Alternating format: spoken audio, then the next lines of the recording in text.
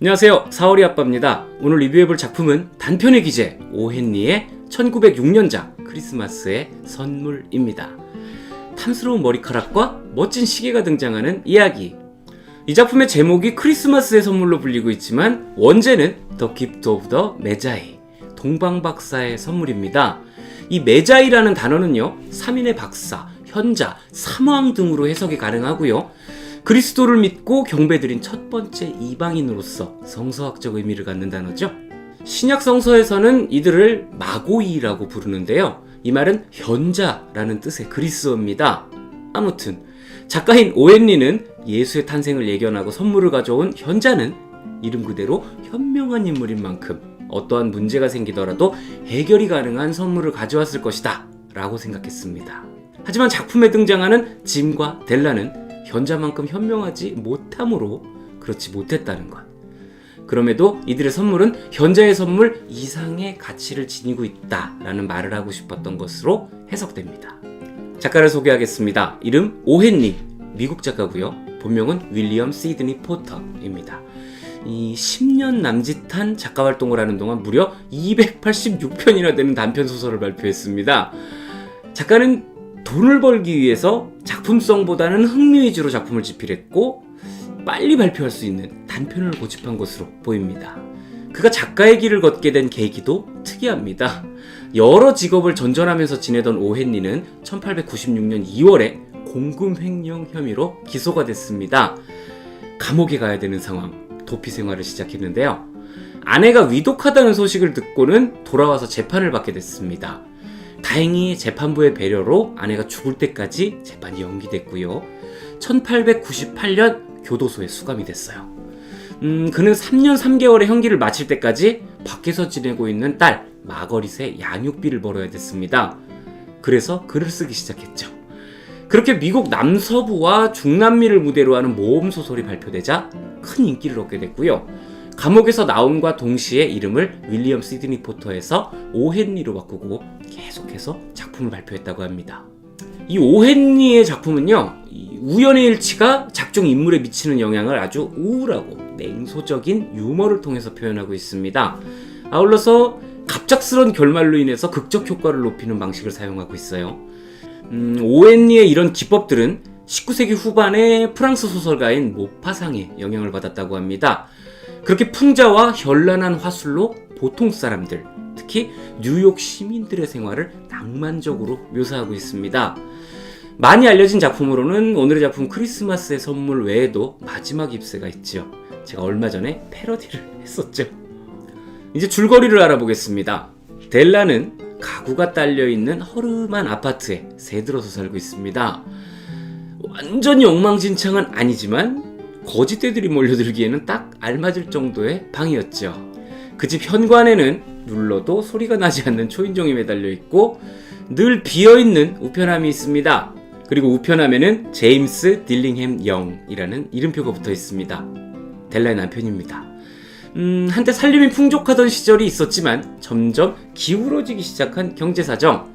델라는 제임스를 짐이라고 부르고 있어요.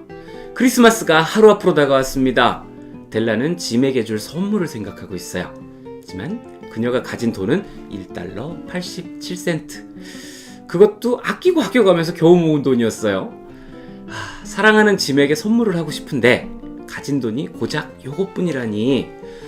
델라는 사랑하는 남편에게 그가 가지고 있으면 영광스러울 만한 가치 있는 선물을 하고 싶었습니다. 델라는 거울 앞에선 자신의 야윈 모습을 봅니다.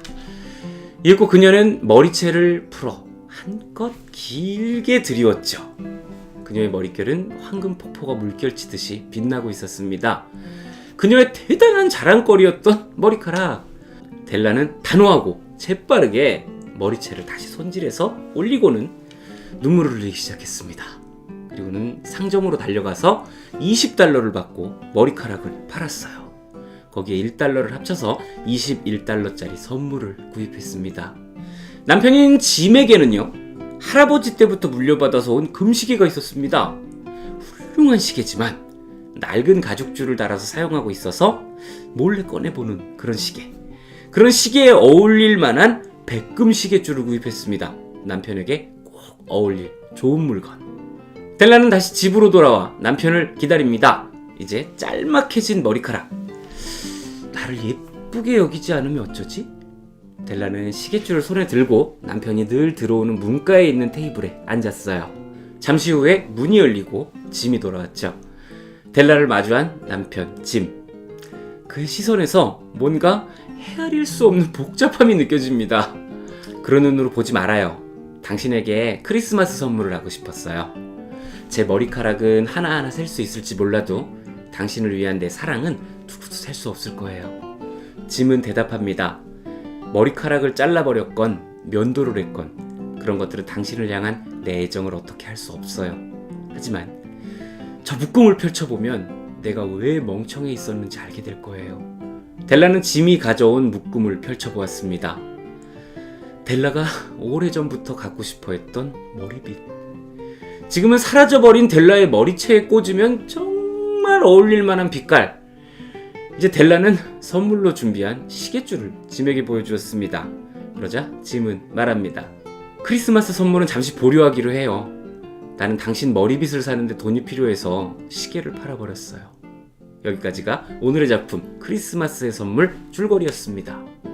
이 작품은 가난하지만 착한 사람들의 이야기를 사랑이 가득한 크리스마스라는 시간을 배경으로 묘사하는 매우 감상적인 작품입니다.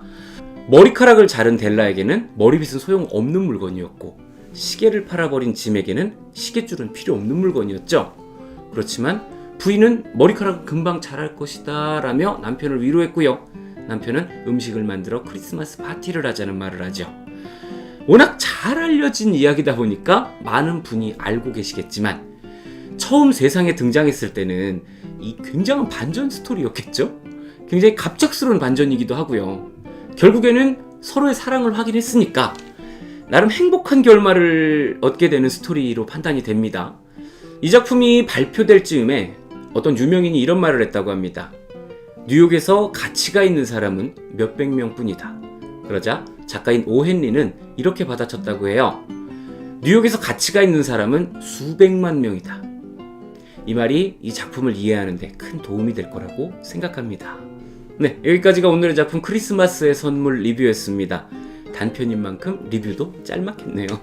저는 또 다른 작품으로 여러분을 만나러 오겠습니다. 즐겁게 감상하셨다면 구독, 좋아요, 알림 설정까지 꼭 부탁드리겠습니다. 감사합니다.